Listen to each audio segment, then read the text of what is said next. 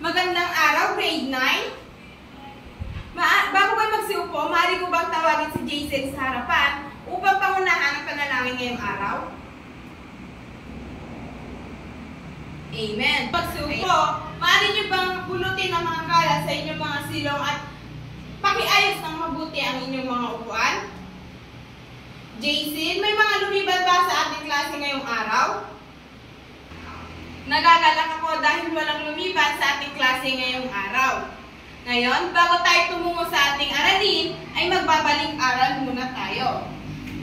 Ano nga ba ang ating napag-aralan ngayong kahapon, Jason?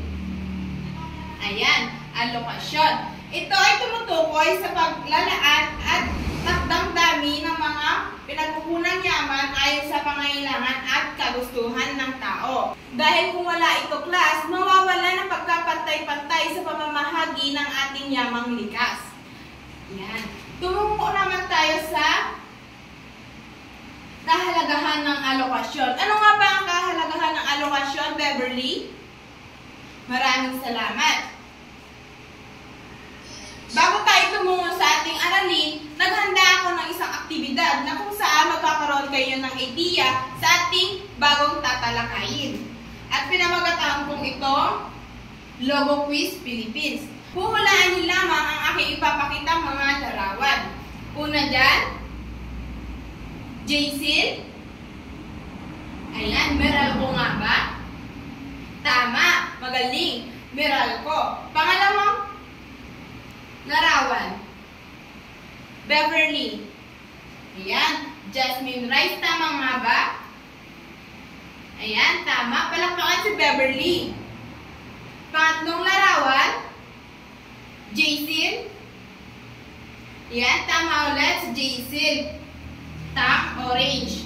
At pang-apat na larawan, Beverly. Ayan, Nescafe 3-in-1. Panglima, Jason. Ayan, tama, Youngstown. Pang-anim, at ang panghuling larawan, Beverly. Ayan, Lucky Me. Nagagalak ako nagkaroon na kayo ng idea sa ating bagong tatalakayin. Gumawa pa ako ng isang gawain upang mas maunawaan pa ang ating bagong tatalakayin ngayong araw. Maglabas lamang ng malinis na papel at magbigay ng 10 halimbawa ng inyong kinukonsumo araw-araw na kung saan kayo ay na sa satisfaction. Maglabas na ng papel. Ayan, tapos na nga ba? Pakipasa mula sa likod, paharap ang inyong mga ginawa. Ngayon, ang tatalakayin natin ngayong araw ay ang pagkonsumo. Ano nga ba ang pagkonsumo? Jason? Tama. Ang pagkonsumo, class, ay ang pagbili o paggamit sa mga serbisyo upang matugunan ang pangailangan ng isang tao. Ang pagkonsumo din, class, ay tumutukoy sa pagbili o paggamit ng mga produkto at serbisyo upang matugunan ang mga pangailangan ng tao. Pagkonsumo, class, ay ang bahagi na ng buhay ng tao.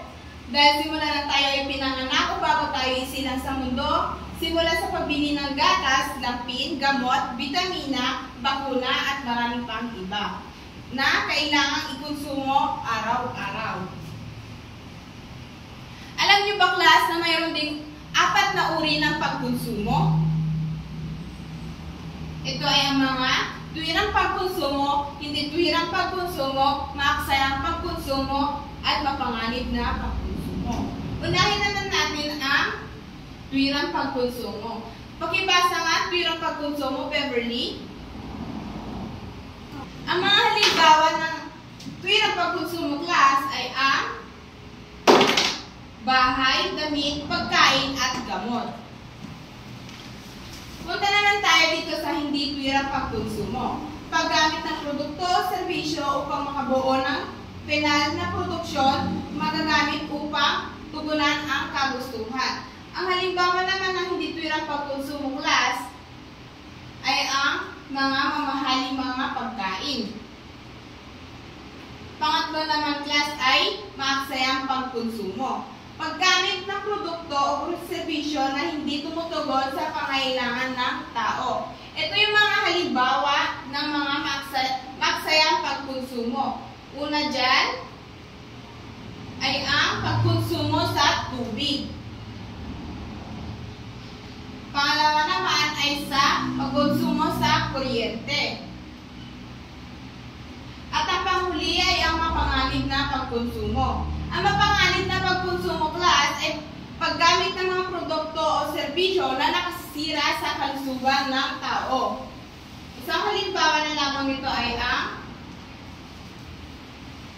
paninigarilyo, pagbili ng alak at pagbili ng masamang bisyo. At dahil dyan, ako naman ang magtatanong. Ano na nga ba ang kahulugan ng pagkonsumo ayon sa aking natalakay ngayong araw, Jaycil? Magaling. Palakpakan naman natin ngayon si Jaycil. Bakit mahalaga ang matalinong mamimili? Beverly? Magaling. Ano naman ang apat na uri ng pagkonsumo? Jaycil? Palakpakan ninyo ang inyong mga sarili at nagagalak ko dahil nakinig kayo sa ating klase ngayong araw. Ngayon, maglabas naman ng malinis na papel upang sagutin ang inyong mga gawain.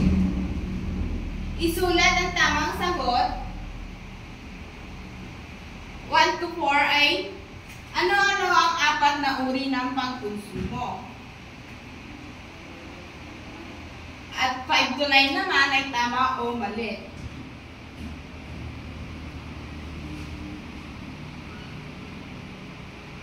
Tapos na ba? Ngayon, pakipasa ang inyong mga papel mula sa likod o paharap. At maglabas na kayo ng kwaderno upang isulat ang inyong takdang aralin. Tapos na ba? Ngayon, dito na nagtatapos ang ating aralin ngayong araw. Paalam class!